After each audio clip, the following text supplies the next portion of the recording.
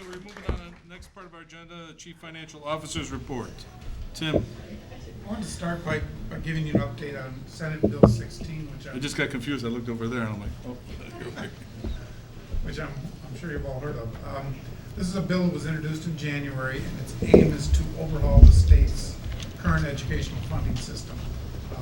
Right now, about 44% of the state funding that we receive or that other districts receive is based on what they consider the need of the district, and that's primarily general state aid.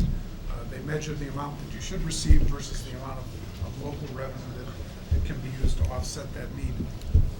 The other 56% of the revenue that comes from the state is not based on need. So the amount that we get for special ed reimbursements is based on our expenses, the same as it is in any other district. What the aim of this bill is to make 95% of the state revenue that each district receives be based on the need of the district. So it's going to impact districts in different ways. There's actually 475 districts that would receive additional money and 375 districts that would receive less money. So it's a very controversial bill, and I'm sure the senators and representatives are getting phone calls from both sides saying, pass this bill, vote against this bill. That's still in committee though, right? It's not even come out of committee? Right, it's come out of committee. And Oh, it has not, has it or has not? no, I don't know. I don't think so. As of Sunday, it wasn't, so. And what the state board has been doing is they've been following any of the amendments. They've been doing an analysis. Their latest analysis, I think, showed that we would lose about $896,000 in annual revenue. That would be phased in over 4 years. So the first year, we would lose 15% of it, which would be $134,000. And in the fourth year, we would, the amount that we would be losing would be the total of $896,000. So it would have a very significant impact on our district. 896 out of how much do we get right now? It's all of it, isn't it? Or would we get anything? The funding that they've put together is, it's about $1.1 million, and they would be taking away almost $900,000. $1.1 million, but by the time it's prorated, it comes out to roughly Yeah. 800. So We don't get $1.1 million from the state, do we? Well, if we combine general state aid, it combines the bilingual grant, personnel reimbursement, reimbursement for what they call special education services, summer school orphanage. It's a number of programs. So we that do they've get, combined. we would go from 1.1 million to 200,000. Right, based on the fiscal 13 numbers that they have right now. That's the latest numbers that the state has that they're using to do these analysis. Tim, how much do we get from the federal government? very little. Less. That's most of our Title I Most of and it's Title Title I, II. which this year is $158,000. I don't think we get more than 200,000. The tough thing with this is we started to look at contacting some of our legislators where there's some issues, is that most of our legislators are split over a couple communities. So all the local feeders, 96, 95, 94, and District 208 would be slated to lose money.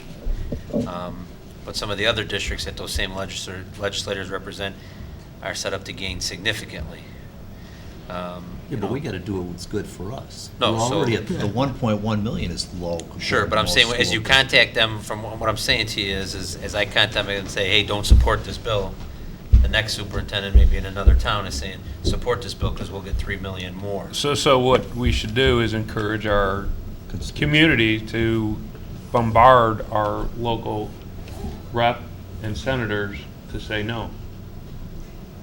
Yeah, or once again, we should invite them to a public meeting Right. so that our community members can see them and that these our representatives can see the faces of people who are going to lose money. Because the impact is not only, as you said, the impact's not only at the high school level, it's also at the local elementary. So we're not only talking about 800, almost 900,000 here, compound that to the local elementary districts, and where do the districts have to turn? Where do the boards have to turn to? To the Taxpayers. property taxpayers. So not only will the high school have to ponder that, the local elementary, Correct. right? I think we should be proactive. I think we should get every one of our legislators. Who cares? They decided what the districts are. They decided to split us up into districts. Get them here. Get people to come out and let them tell us why they think we're already low why that should go to almost nothing that the state should pay for our school district. Let them come here and face people and explain it. Especially when they're talking about shifting other important and extreme financial obligations out Well, of the, this I fund. mean, and the- the thing the- about the- and the thing about it is, on a per pupil level, we get very little reimbursement. We're under $1,000. When you look at other districts, they're well over The city. 4,000. I think the city's well over 5,000 per pupil, and yet we have to be, the burden has to be put on the property tax And the other ownership. thing, let them come and say where they're spending money on ads saying they're keeping the income tax in place to fund education. So let them come and explain to all the people whose income taxes are gonna be higher, why they're saying this in one sense, and then they're gonna come and take all the money from people in our school districts that supposedly is for education. I mean, it's ridiculous. So let's ask Kevin if we can extend an invitation to the A reps. warm invitation. Yeah, we'll do I'll, one. I'll extend an invitation to our reps and senators for June or July, pending on their summer plans, to come to the meeting and speak on Senate Bill 16.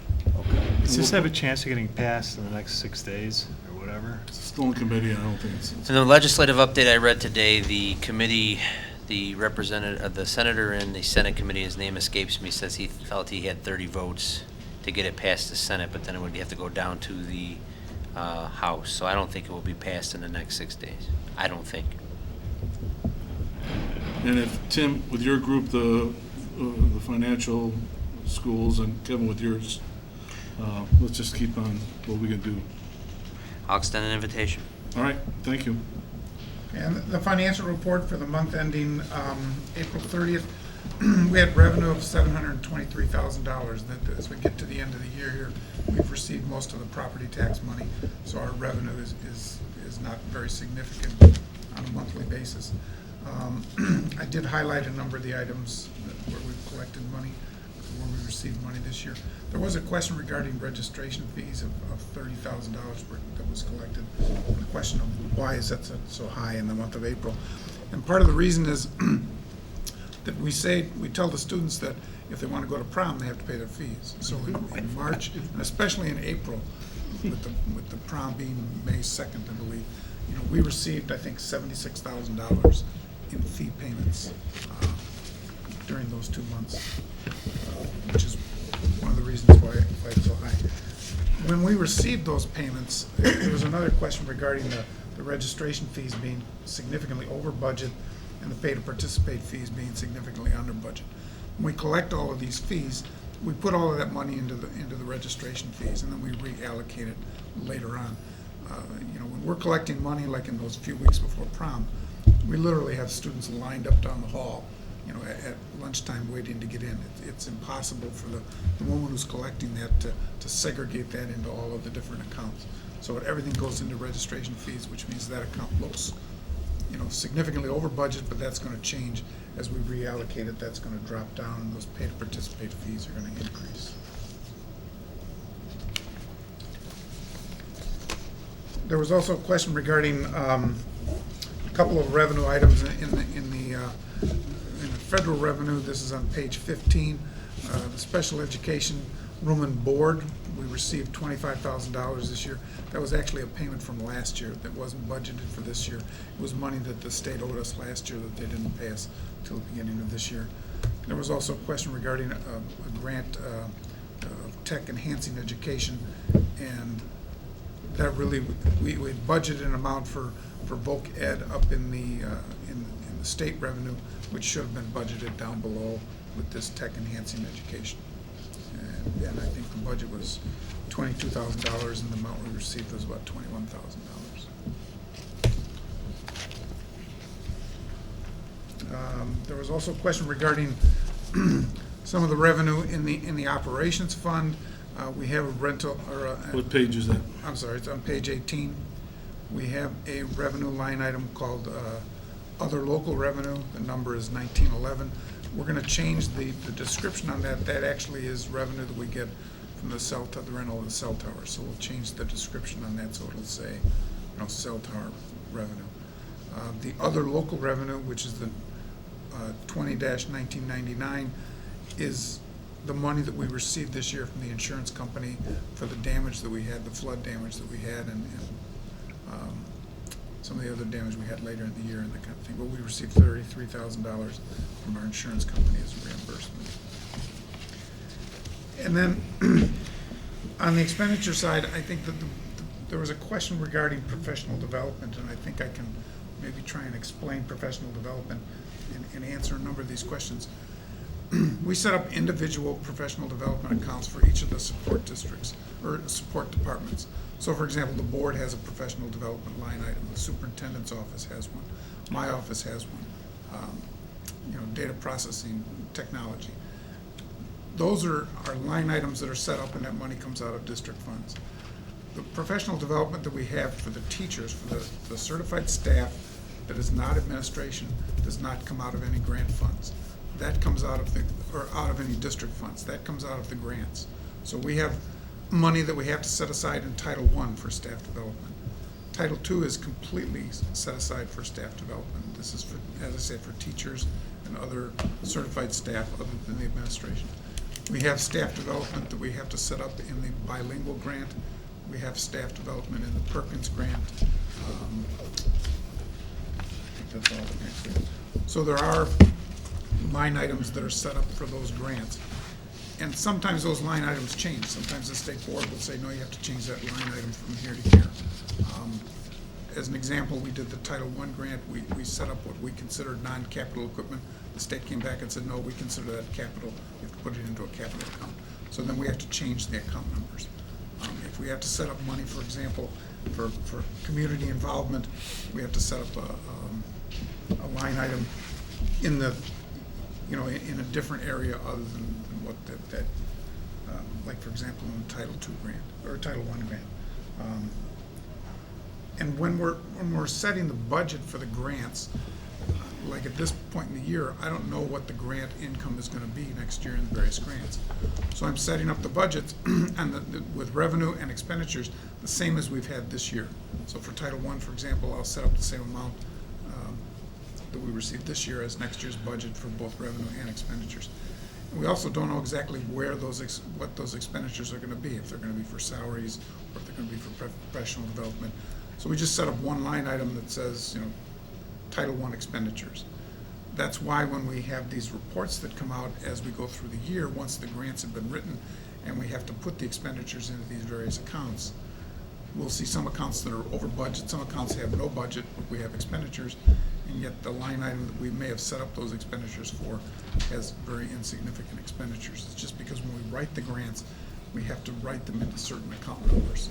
And when we're setting the budget, we don't know how those grants are going to be written, exactly what they're going to be written for. I don't know if that... But you don't approve the staff development until we know how much money we have, and then you dole it out from there, am I right? When we set up, like for example, in the title grants, when we submit the grant, which we did this last year in October, then it's approved by the state, and then we can start spending the money. Then it's up to the principal to decide how to allocate that professional development to the certified staff. So the one thing that might have been a little confusing to the board is I had Kristen, this is the first time we're doing this, but I wanted to do a professional development report so the board can see what money is being spent on the certified staff in relations to our district goals and what we're doing for professional development for the staff. So in the bottom of Kristen's report where she wrote a brief comment of this is the only professional development the district provides, it was contradictory to the financial reports because there's other professional development line items, but none for the certified staff. It's, so I think Kristen wasn't doing a professional development on every single employee or every single account. She was doing it for the teaching staff, which is where there might have been some confusion. I'm still confused. Title I is, partially I'm confused because of our arcane reports. Title I is a category on here. Title II is not. Or at least I couldn't find it when I was looking for it. So we're doing a report saying we have Title I monies, we have Title II monies. I can go to the report and see Title I, which we haven't spent any money according to that on Title I. There's nothing that says Title II, and there's entries all over the place for staff development in all different places in the report. And we also talked about it with the budget about putting money into staff development. When when we approved the budget for this year. Okay, when we, for example, Title I is, the numbering system is 1250. That's a numbering system that's determined by the state. It's part of the Illinois Program Accounting Manual. When we do professional development in Title I, it doesn't come out of that account, those accounts. It comes out of 2210, which is curriculum and instruction. That's just, again, that's the dictates of the state. So But we have a here's Title the I. problem, we get a report, we ask questions, it's long explanation on Title I and II, but there's nowhere to find it in the report. I mean, In our expenditure report. And, well, So when they saw from Kristen that in Title II, we got something like roughly $19,000, which is from the federal dollars, and it's strictly allocated for teacher professional development. When they're going through the expenditure and revenue report, they don't see anything that's tied to Title II. So is there a way to clarify maybe the account listing, or is that? well, we'd have to go in and change the descriptions, but Title I, for example, can be all through this, based on how we're spending the money. And that's where we plug those expenditures into what accounts is dictated by the state. well, It's not like we can put it intuitive. all in one area. Well, it seems like it could when you have a section report that's for Title I.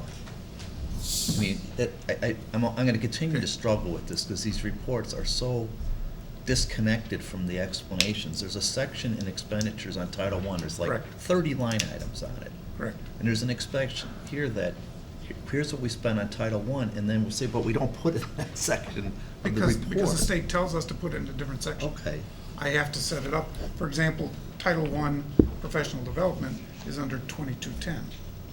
That's not my decision to put it there, it's the state's decision. They want it there. but there's other nowhere in ex- 2210 that says Title any I. of the, it doesn't say Title I on the whole list. You got 100 line items and not one of them says Title I on it, or Title II for that matter.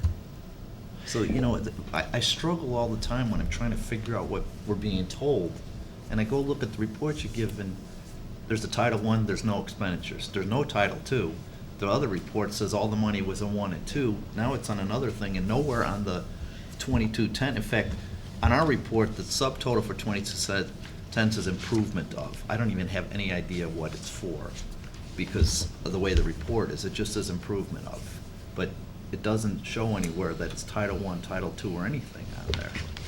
So, One thing we could help, since as we're providing this report and it correlates with where we are in our new budget calendar, it'd be good to maybe just put in the assumptions, what you're allocating and where you're allocating it, so that someone like Mr. Walsh, when he's looking for Title I money, he'll see that we got this much in Title I and you're breaking it up through these accounts. So, I mean, it would still Well, won't necessarily solve his yeah. concern, but at least it will break it up. At Well, least I'm- we'll put the assumptions out Or there. what if we do Well, this? but when I'm presenting the budget next month, I don't know where those dollars are gonna go. The grants haven't been written, so All I right. can't say I'm putting so much of the money here, so much of it there. So Tim, We don't because know that you don't know what reality is gonna be for next year, maybe there's a report that you do saying, okay, this is what I've spent. Here's my Title I, Tim, would that work for you? Here's the monies we got from Title I for this year. This is where we're spending it against, maybe give a reason why, this is what we're doing with that I work. think that's kind of the point, okay, you're stuck with this 50-year-old system that nobody else would want to Yeah. use, I understand that. But when we're getting an explanation of it, and the explanation's based on Title I, Title II, and then we're getting a 50-page report with all the expenditures, it's nowhere in there. If there's some way to connect the dots, Right. so But that, this is not the system. This is the state program accounting manual. This is the state dictating to us and saying, if you're gonna have salaries, you're gonna put it in 1250. If you're gonna have professional development, it goes in 2210. If you have parent involvement, it goes in 3000. I mean, there's Title I expenditures all through here based on what the state tells us. It's not based on this system. So let's do this, let's demystify it by saying, okay, these are Title I expenses on a separate report. Saying this is what we spent this month on that, and give a year-to-date number. I think we can solve this a little bit. Let me and Mike and Gary with Tim figure out if there's a way to connect. I get where you're asking. I mean, again, I don't want you to remake the wheel if it's a lot of work, but to do it on a monthly basis. But when a lot of our presentation today has to do with staff development, so I spend a little extra time looking at it, and at least at that point, maybe do something to show I mean, there's nothing in here that says how much money we actually got for Title I or Title II that I could find. Does it do the same thing with Title II? So is that, Title II is in one area. So It's is in- there an account it's in that he 20 could- Yes, there's one But- account. Tim, we don't spend any more than what we get in on revenues, right? No, no? So we got 88,000 in Title I, and we got about 14,000 in Title II. So we're talking about something about $100,000 total, and most of that Title I is going to salaries, correct? The title. yeah, the biggest part, at least half of it, not more, is in Title I is going to salaries. But what you're looking at on the financials also, part of that money is from last year. Yeah, I know. And we're not gonna get all the money Right. this year because it won't come until July. But I'm just talking about the total scope of the expenditures. Yeah. We'd be somewhere around 100,000 and under 100,000. Total, and of that professional development is part of that. Correct? Yes. Mhm. All right. We'll work on that. I understand what you're asking. Thank you. Okay. I know there's some other questions, so. Okay. There were some questions regarding some of the expenditures in the operations area. On maintenance contracts, when that budget was set up last year, it didn't include the money that we pay for the Rockefeller parking. So that was a mistake in the budgeting. Okay. That's why it's significantly in the budget. There's another line item for custodial supplies that, this is on page 49, that doesn't have any budget, and it has expenditures of $17,000. Those are custodial supplies that we purchased for, again, the insurance claim that we had, the damages that we had out of the stadium. There obviously isn't any budget for that, but those are the expenditures we were reimbursed for by the insurance company. And maintenance supplies and the other custodial supplies and repairs, we're looking at those to make adjustments to those accounts, as we set up the new budget. But it's just, when you're setting up the budget, you're estimating what you think those expenditures are gonna be. And in a lot of cases, you're just, especially in repairs, you may be way under, you may be way over. It just varies depending upon the year. Okay. What about on page 46, the temporary salaries? There's a question asked on that.